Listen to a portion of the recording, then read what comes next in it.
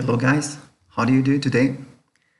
Bien, miren, en virtud de los resultados del primer parcial, nos informaron las autoridades que hay que seleccionar los temas pues con un poquito mayor de cuidado para efectos de que no se saturen de tanta actividad y las puedan entregar oportunamente y lo mejor posible hechas. Entonces, nos informaron que hay que impartirles o asesorarlos en cuestión de los contenidos, lo mínimo que deben de saber del programa de estudios. Entonces seleccionamos los temas que a nuestro criterio son los más importantes o los que deben de dominar, porque es únicamente lo que vamos a estar evaluando sin tanta profundidad, porque si nos apegamos a cómo debe ser el programa, pues será un poquito más complejo por la forma como estamos trabajando a distancia. No, definitivamente no puede ser en línea porque no todos estamos en las mismas condiciones. Entonces, utilizando esta misma estrategia que utilizamos en el parcial pasado, nada más que lo que va a suceder ahora es que extrajimos los contenidos mínimos que deben de dominar en cada parcial, ¿de acuerdo? Entonces, si ya fueron a recoger su cuadernillo, si no yo el lunes temprano les mando a través de su jefe de grupo dos cosas. Una es la liga del video y el cuadernillo en forma digital. Para aquellos que no hayan podido acudir a la escuela, pues no se nos vayan rezagando con las actividades, ¿de acuerdo? Bueno, pues iniciamos este segundo parcial. Comprende del 19 de octubre al 20 de noviembre. Entonces, las primeras semanas son de explicación, de ejercicios, y vamos a dejar la última para cuestiones de evaluación. ¿De acuerdo? Un detalle importante, el parcial pasado yo les establecí que era el 60% valían las actividades del cuadernillo y el 40% un examen de conocimientos que hicieron en línea. Se va a modificar un poquito, les comparto cuál fue la instrucción que nos dieron a nosotros como docentes para que a su vez nosotros se las hiciéramos, bueno, que las conocieran ustedes, ¿no? Entonces, las actividades del cuadernillo tienen un valor del 40%, porque era ilógico que una persona, con el simple hecho de contestar el cuadernillo, acreditara, porque pues, pueden pasar muchas, no estoy culpando a nadie, pero muchas veces se da el caso de que pues copia el cuadernillo, se lo pasan, entonces, aunque no haga el examen, estaba acreditando, cosa que pues no puede ser ni lógica y pues obviamente está en desventaja de otra persona que sí se esforzó en ello, ¿no? Entonces, el examen de conocimientos, 30%, este casi es el mismo que yo les establecía. Va a haber unos productos en plataforma porque no podemos dejarla de lado completamente. Yo sé que tiene errores, que no, a veces no funciona adecuadamente, pero tenemos que ver la manera de cómo trabajar en ella. Va a haber productos en la plataforma, tienen un valor del 20%, y finalmente una autoevaluación. Ese formato se los hago llegar yo casi al final del periodo de segundo a evaluar. Debe de coincidir más o menos con lo que yo tenga, a menos que sean un poquito deshonestos de su parte, pero cada quien debe saber qué tanto, según las preguntas que vengan allí, qué tanto dominas los temas que se impartieron, ¿no? Tú sabes cuántas tareas entregaste, qué tantas correcciones te hicieron, etcétera, etcétera. Entonces, es una autoevaluación, nos orilla a que seamos críticos con nosotros mismos, pero también que seamos honestos a la vez, ¿de acuerdo? Entonces, esta es la única variante en cuestión de evaluación. Y de los contenidos vamos a ver los mínimos indispensables que deben de dominar. ¿De acuerdo? Entonces iniciamos. Miren, este parcial está muy ligero en cuestión del pasado. El pasado estaba un poquito más cargado de actividades porque eran más temas. Este ahora está muy facilito. Entonces empezamos. Esos contenidos no los voy a explicar, con calma ustedes los revisan. Es lo que vamos a abordar durante el parcial. Me lo brinco y nos vamos al primerito. Fíjense bien. The indefinite article. Tenemos en inglés dos tipos de artículos. Artículos definidos y artículos indefinidos. El artículo definido, de hecho ni lo metí aquí porque es muy fácil de explicar, es el artículo THE, que significa el, la, los, las. Sirve para singulares y sirve para plurales. Por eso lo excluí completamente de la explicación. Me enfoqué más al artículo indefinido. El artículo indefinido en inglés se manifiesta o se escribe de dos maneras. Significan exactamente lo mismo, sirven para lo mismo, lo único que difiere es la escritura. Es a o bien an. ¿Cuál es la diferencia? Bueno, dependiendo del sustantivo que venga después, si inicia con vocal, tienes que poner an. Si inicia con consonante, tienes que poner a. ¿De acuerdo? Aquí pongo unos ejemplos. Si tú dices a book, un libro, recordemos que a o an significa un, uno o una. Entonces decimos a pen, book y pen inician con consonantes, por lo tanto pongo a. Pero ojo, es únicamente para singulares. Un ejemplo más, a chair, a girl, una silla, una chica. Vamos ahora con los ejemplos, pero cuando inician con vocal. Si tú quieres decir un animal, sería incorrecto que tú digas a animal. Como inicia con vocal, entonces tienes que poner an, que significa lo mismo que a, pero para cuestiones de escritura tienes que ponerle la n. An animal, an ice cream, porque ice cream inicia con vocal, la i. An example, an orange, an umbrella. Esos son los casos que tiene que llevar an. Dirán, oiga, pero yo escuché alguna vez que dijeron an hour, y hour, hora, se escribe con h. Bueno, esa es una de las excepciones por las cuales se tienen que modificar el uso del artículo indefinido.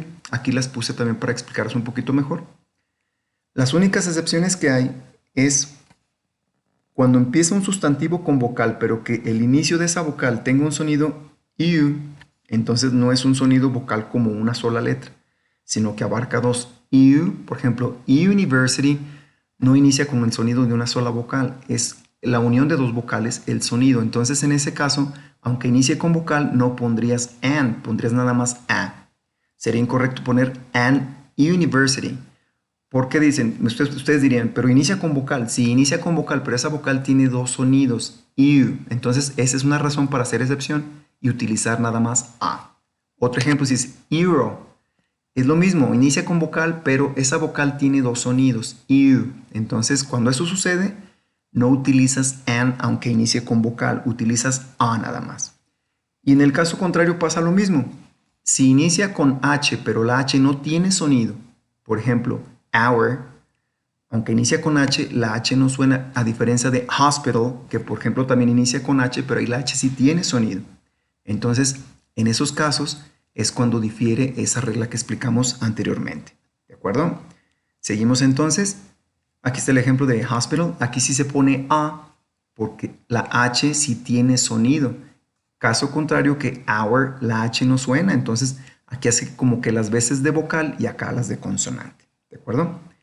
Bueno, la actividad número 1 es muy sencillita. Esto que acabo de explicar lo puedes regresar al video las veces que necesites para poder contestar la actividad 1 sin problema. Aquí te tienes que fijar en el sustantivo. Lo que tienes que completar es el artículo indefinido que corresponde, ya sea a o an, en cada uno de los casos. Y posteriormente traducir la oración.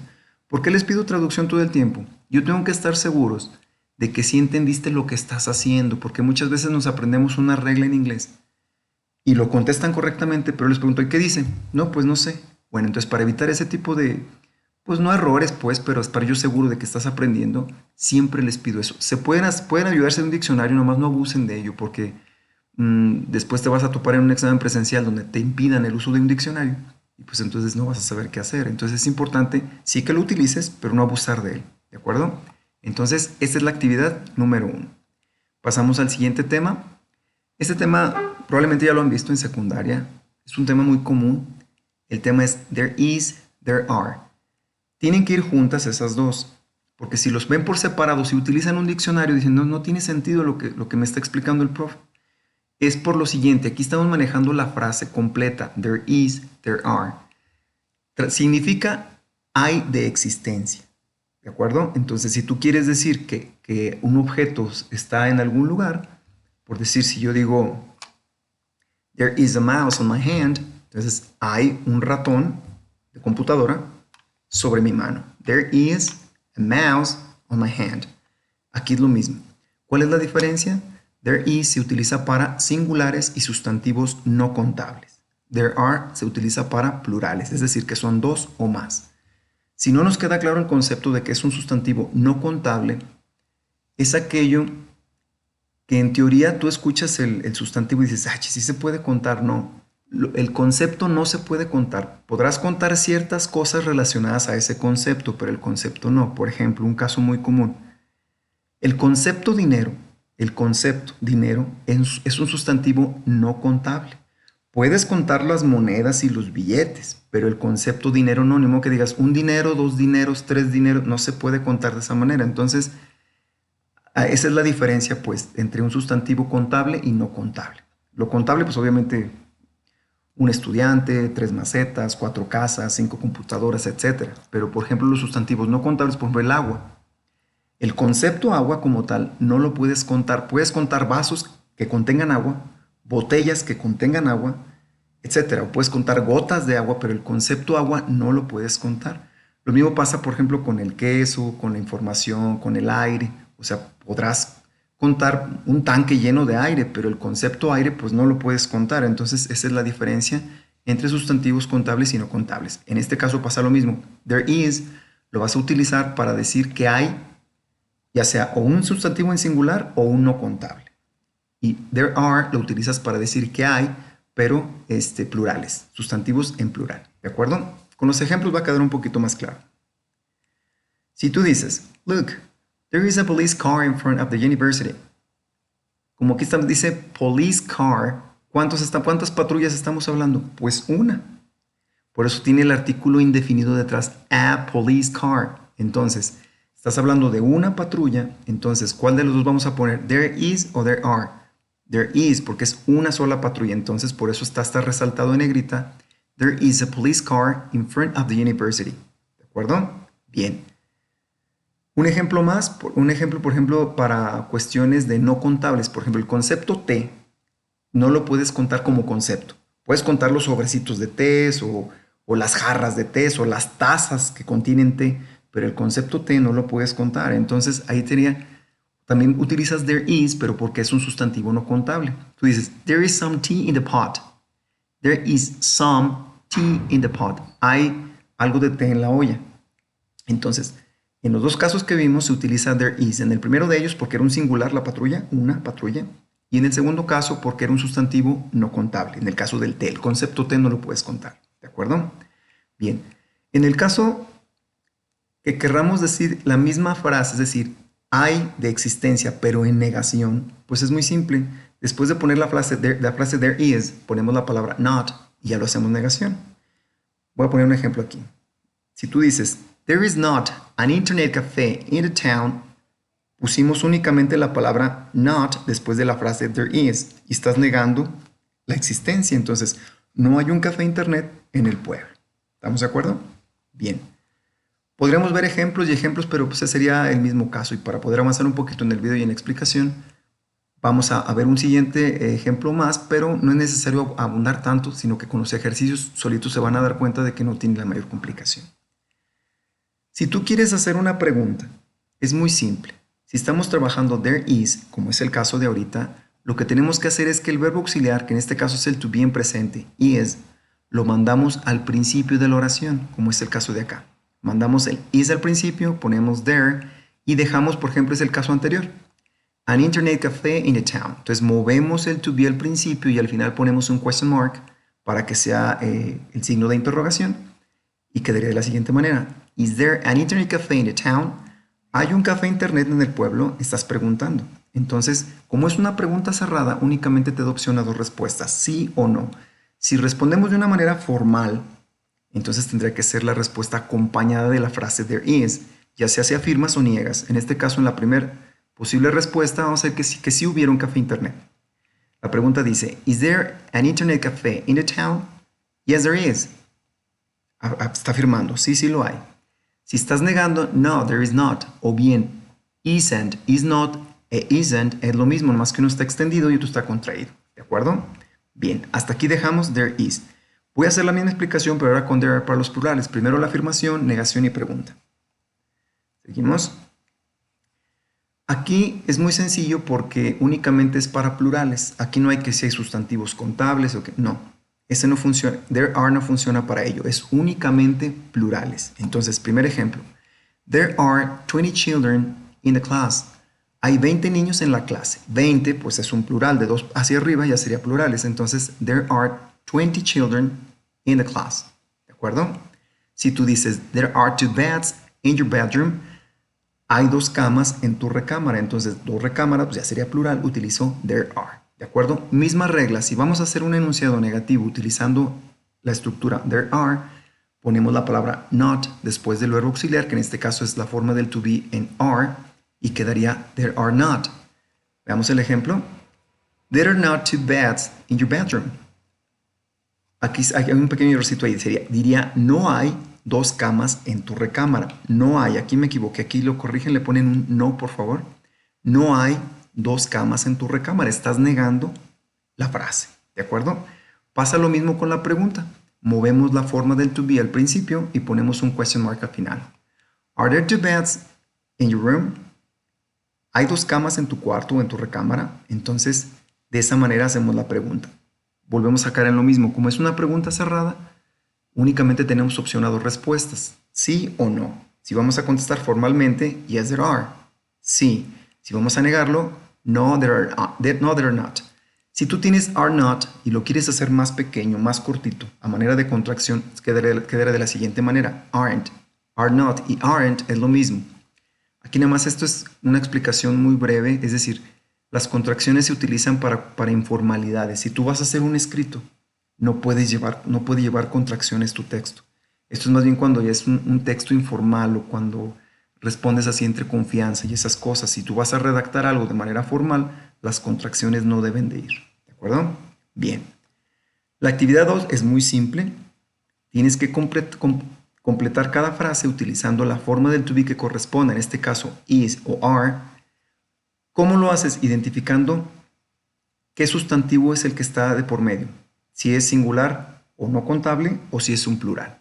Si es un singular o un no contable, ¿qué pondrías? Pues there is. Si es un plural, pondrías there are. Y de igual manera, vamos a hacer la traducción de cada una de las frases, pues para yo cerciorarme que estás entendiendo lo que estás haciendo. ¿De acuerdo? Entonces, esta sería la actividad número 2 de los temas para esta semana. ¿De acuerdo? Aquí nada más vamos a hacer unas pequeñas modificaciones. En esta primera parte, dentro de la misma actividad 2, es poner la forma del to be que corresponda a cada una de las estructuras. Por eso aquí dice affirmative form. En la siguiente parte es cambiar los enunciados de afirmación a interrogación. De acuerdo, es decir, las vamos a hacer preguntas. ¿Cómo? Pues arriba dice la explicación que tienen que hacer en cada una de ellas. En la siguiente vamos a cambiar las afirmaciones a negaciones. Entonces, te tienes que guiar en las explicaciones pasadas para poder modificar en cierto modo cada una de las frases que yo te doy como ejemplo. Aquí no está aquí el espacio, pero sí me interesaría saber qué dice al español. Entonces, aunque aquí yo no les deje espacio, lo hacen en su libreta, estas dos partes, las enumeran y le ponen qué título es, y la que convirtieron a interrogación o a negación en cada uno de esos dos ejemplos, lo hacen en su libreta también en español. Nada más la que cambiaste, es decir, esta originalmente está en afirmación, pero tú la hiciste pregunta, ¿cierto? Entonces, esta que ya está hecha pregunta, en tu libreta me pones la enumeración del 1 al 5 y me pones qué dice al español. Haces lo propio con las que están negativas, ¿de acuerdo? Si se fijan, esta semana en actividades es muy cortita, entonces hasta aquí llegaría. Hasta aquí me tendrían que entregar las actividades a más tardar el viernes, ¿de acuerdo? Mucha suerte y see you there.